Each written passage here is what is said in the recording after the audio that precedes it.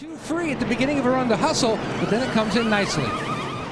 And we have a huge fire on the pit lane. It looks like it's right down around the Eric McClure pit area. We got a guy on fire, too, behind the wall. Oh, my goodness. A scary situation on pit road here at Richmond. Safety workers were quickly there to extinguish the fire. That's Brendan Gaughan's pit. I saw Eric McClure's. Couldn't see who was on fire because of all the flames and smoke. Wow. Wow, look at the fuel man. Well, he's getting ready to come down on pit road. You'll see he comes down the corner right there, and Jimmy was talking earlier. He gets the car out of control. The car spins around, and he was trying to get into the pits right here at the very end of pit road. He gets into the pit wall. As he comes down pit wall, he hits one of the tires, and you'll be able to chance to see right here. As he's coming down pit road, the back of the car clips one of the tires sitting up on pit wall. Wham! Shoots across into the pit box, clips one of the guys that was standing there. Another gentleman, he gets shot up in the air. Those are members of the pit crew right there. Is he still struggling to get the handling on the 78 car? He said he was loose getting into the corner, but then tight on load up. They're going to take more Packer out of the front of this car.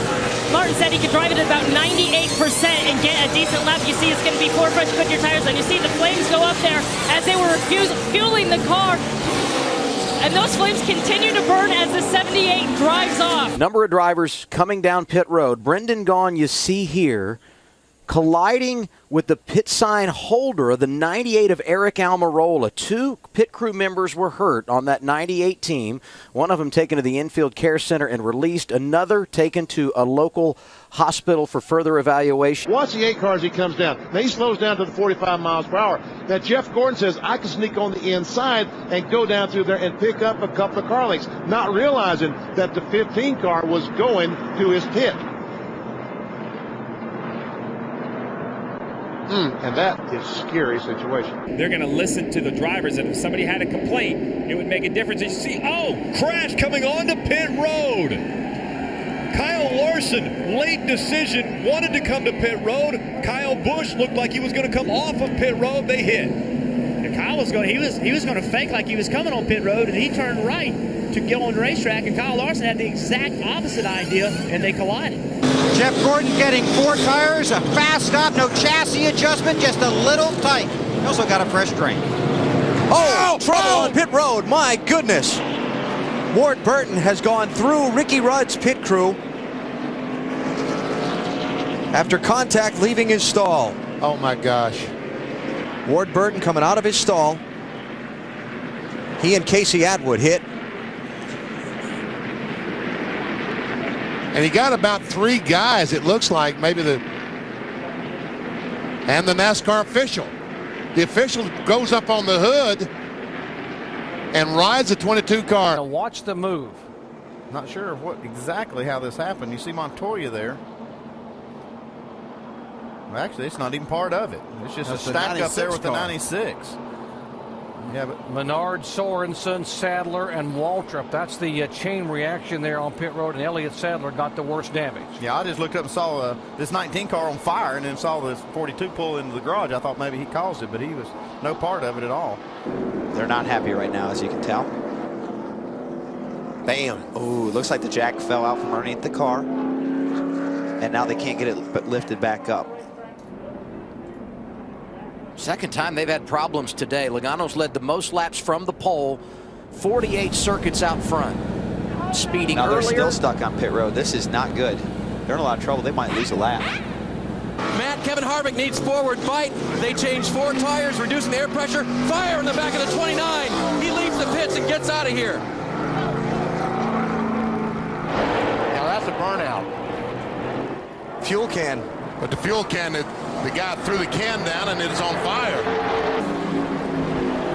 You got the headers coming out, or the pipes coming out the side where they put the gas. Look at that. He must have spilled some gas when the can disconnected from the car. Right.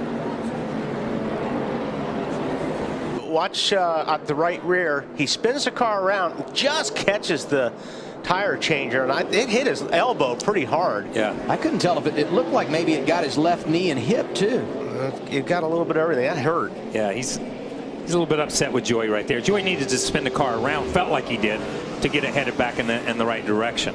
Carl Edwards, loose but not as bad, falls off after 10 laps. There's the advantage right there. Drop the jack and hammer down. Don't have to worry about speeding. Guys getting woed up over there, Mike. Fire on pit road. Dale Earnhardt Jr.'s pit. I think it's just a little bit of fuel. It ought to go out. Yeah, it should go out. They just got it put out on pit road, but quite a lot of flames there. Probably going to see. There you go. Whoa. When he pulled that can off, man. Coming there. 4100 right here. 4100. Cars after about the first dozen are coming in here 3 abreast and all looking for a bit of position. Here's the problem right there. As Eric Jones, 2 abreast, tries to cut out, he tags Chris Buescher. The 37 goes around and Buescher collects his jackman, Zach Young. As we said, the car ended up stopped right in his space, and they serviced it, and he went back out. Yeah, Ryan just had come to pit road, and you can see right there a lot of fuel in the pit box, and all it takes is a one hot lug nut to ignite that fuel. Another Childress car. It is. I mean, that's a coincidence, I know, but I'm just saying, what a coincidence. I would have wanted to be on pit road when the caution flag comes out. Look here, we're going to have an accident like we were talking about. It's the 18 of Cody Coughlin, and the 23 collects Christopher Bell. It happens all the time when you do that. The big question is how much damage. Looks like some pretty significant damage to the 18 of Coughlin and the 23, obviously. Stopped by the 19 of Carl Edwards. They had a little bit of fire. Some fuel had spilled, and so they went out there with the extinguishers and put that out. Juan Pablo Montoya and Bobby Labonte were racing right in front of him in turn 4. Yeah, and this Mark had caught these cars. You can see Bobby Labonte looks like just loses it, gets loose with that car right up behind him there. But Mark had been there for a while, and you can see Mark spinning now. Not much you can do except hold on and lock the brakes as a driver at this point in time. And right there. Oh. Yeah, I was lucky the crew members weren't injured there as well. Wow, look at that. A lot of debris. Yeah, it's definitely bringing a caution out. Chunks of metal come. Yeah, it's burning pretty good, guys. Be ready here. I think that rubber's on fire underneath. Grab his fire extinguisher crew to go over with him. Grab his fire extinguisher crew to go over with him. I can't believe the caution hasn't come out for that.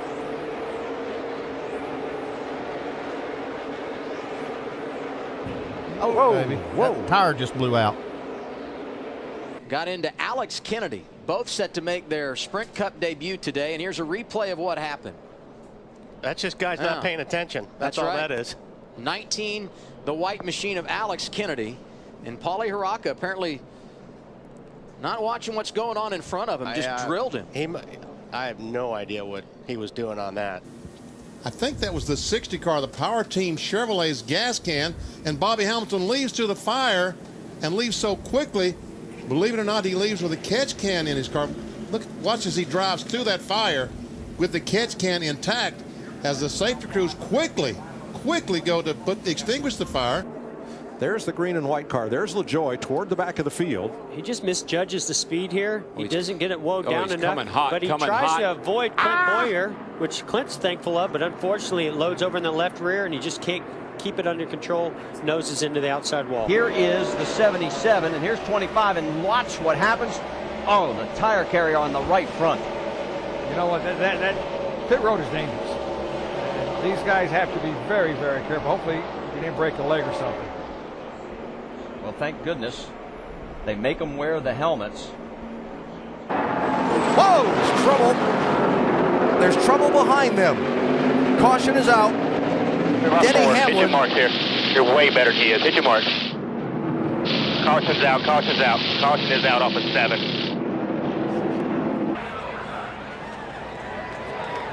Denny's back there. It's hard to tell if there was any contact from behind on Denny's part.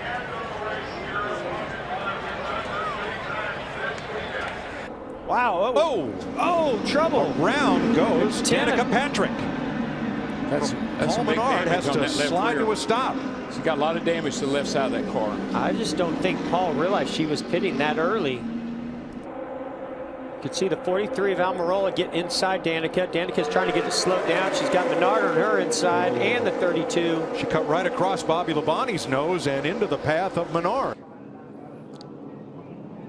Colin Pawsey right here. Yeah, he just front carrier clean in the grill, but boy, to a driver, and he get his foot caught underneath that splitter. Okay, we see the driver. There's Jeff Gordon leaving the pits.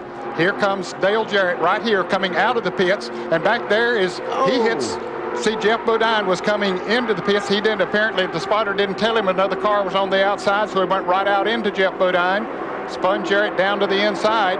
And coming into the pits, Jeff Burton coming into his pit stall had to spin out to miss Jarrett.